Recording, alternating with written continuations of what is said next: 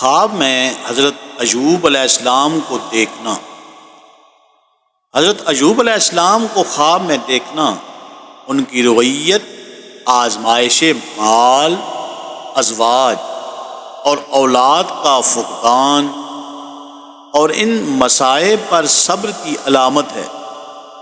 کبھی ان کی رویت قسم کے سلسلے میں کسی عالم کی ضرورت کی دلیل ہے۔ خواب میں ان کی زیارت کرنے والا اگر مریض ہو تو مرض سے شفا پائے گا۔ کبھی ان کا دیدار اپنے مقصود کو پانے اور دعا قبول ہونے کی بشارت ہے۔ جس نے خواب میں ان کا لباس زیب تن کیا تو آزمائش، تکلیف، دوستوں سے جدائی اور کثرت مرض میں مبتلا ہو، ان تمام تکالیف سے خلاصی ہوگی۔